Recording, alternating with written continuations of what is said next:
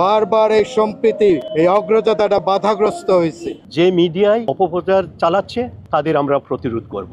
খুবই শান্তিপূর্ণ এবং আন্তরিকভাবে দীর্ঘক্ষণ আলোচনা হয়েছে। অনেক সুন্দর পরিবেশে, একটা সৌহার্দ্য পরিবেশে প্রায় 2 ঘন্টা আমরা আলোচনা করেছি।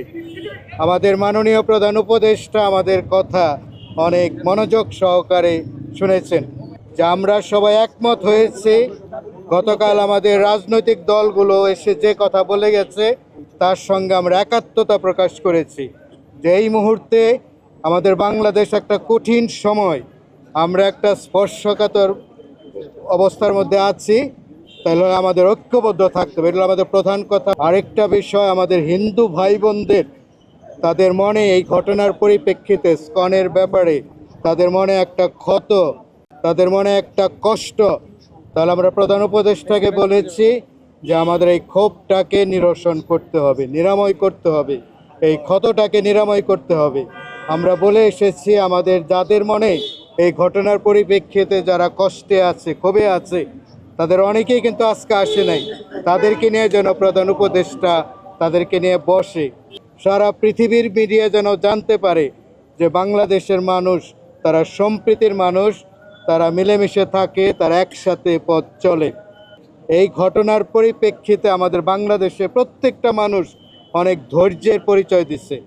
যে আমাদের একজন অ্যাডভোকেট মারা গেছে, তারপরে ভারতীয় মিডিয়াতে অনেক রকমের, যদিও মেন স্ট্রিমের মিডিয়াতে না, কিন্তু ছোটোখাটো মিডিয়াতে অনেক উস্কানিমূলক কথা বলা হচ্ছে। বারবার এই সম্প্রীতি এই অগ্রযাত্রাটা বাধাগ্রস্ত হয়েছে।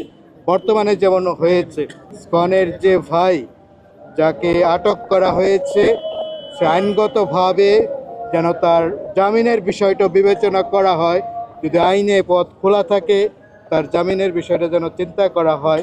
আমরা বিভিন্ন সম্প্রদায়ের লোক সেখানে উপস্থিত ছিলাম। খুবই শান্তিপূর্ণ এবং আন্তরিকভাবে দীর্ঘক্ষণ আলোচনা হয়েছে। আমরা ওনার কাছে আবেদন করেছি দেশে সম্প্রীতি যেন বিরাজ থাকে, সকল সম্প্রদায়ের মানুষ যেন আমরা মিলেমিশে থাকতে পারি, যে আমাদের যে একটা ঐতিহ্য, বাঙালি জাতির যে একটা ঐতিহ্য, সেই ঐতিহ্য যাতে বজায় থাকে, আমরা সেই কথা বলেছি। উনি আমাদের সমস্ত কথা শুনেছেন এবং সেই অনুযায়ী উনি ব্যবস্থা নেবেন।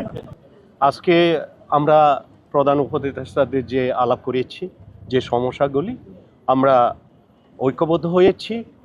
যে মিডিয়ায় অপপ্রচার চালাচ্ছে তাদের আমরা প্রতিরোধ করব। আমরা ঐক্যবদ্ধ আছি, এই সরকারকে আমরা সহযোগিতা করব।